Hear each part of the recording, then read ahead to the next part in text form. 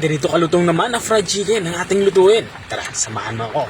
Dahil sa video nito, magluluto tayo ng Chowking style fried chicken.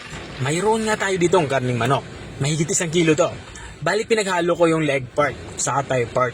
Ang gagawin natin dito ay ibabrine muna natin ito. Makakatulong yung pagbabrine para mas maging juicy yung kinalabasan ng ating lulutuing fried chicken.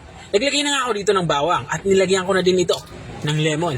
Ang ginawa ko lang sa lemon ay hiniwa ko lang ito na maninipis. At naglagay na din ako dito ng buong paminta. At dito sa parte nito ay nilalagyan ko ito ng asin. 2 dakot nga ng asin na aking inilagay.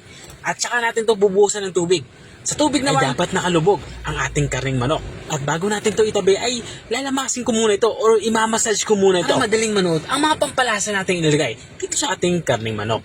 Saka natin ito ibabrine ng at least 6 hours or maganda overnight.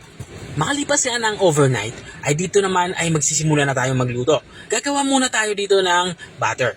Ang unang inilagay ko nga, ang ating harina. At sinundan ko naman to ng cornstarch. At dito ay naglalagay ako ng black pepper powder. At naglagay na din ako dito ng garlic powder at itong ating onion powder. At para maging mamula-mula yung kinalabasan ng ating fried chicken, naglagay ako dito ng paprika. At sinabayan ko na din ito ng asin para may lasa naman. Matapos natin itong malagyan ng asin ay hahaluin lang natin ito ng maigi hanggang sa maging ganito na itsura niya. At maglalagay na din ako dito ng 1 kutsaritang baking powder. Saka ko ito ihahalo ulit. At kapag nahalo na natin ito na maigi, dito naman sa parte nito ay lalagyan na natin ito ng tubig. Take note, dapat malamig na tubig yung ating ilalagay dito. Tuloy-tuloy lang tayo sa ating paghahalo hanggang sa makuha natin yung consistency na gusto natin. At kung nanonood ka pa rin hanggang dito sa parte ng aking video, ibig sabihin na interesado ka sa aking ginagawang pagluluto. Baka pwede mo naman i-comment kung taga saan ka para alam ko kung hanggang saan umabot ang aking video. Matapos natin mahalo ng maigi ay nakuha ko na nga ang consistency na gusto ko sa ating ginawang batter. At dito naman sa parte ito ay kinuha na natin yung ating na-brine na chicken. Ang gagawin lang natin dito ay isa-isa nating i-coat or ibalot. Ginawa nating butter itong ating na-brine na chicken. Katulad na nakikita nyo. Habang nga tayo ay nagpapatuloy sa ating pagluluto, gusto ko lang i-shoutout ang mga masusugid nating mga taga-subaybay.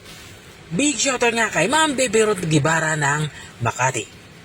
Shoutout din kay Ma'am Ruby Bamba ng Mangaldan, Pangasinan. At shoutout din kay Sir Rodi Yari ng Isabel, Leyte. At maraming salamat din sa mga walang sawang nanonood at nakasubaybay dito sa aking channel. At balikan natin itong ating nilulutong ulam.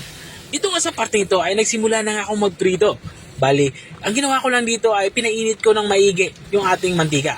At nang uminit na nga yung mantika natin ay pinahina ko na yung ating apoy sa pinakamahinang apoy. Ang gagawin natin dito ay ipiprito lang natin to ng 15 minutes sa napakahinang apoy.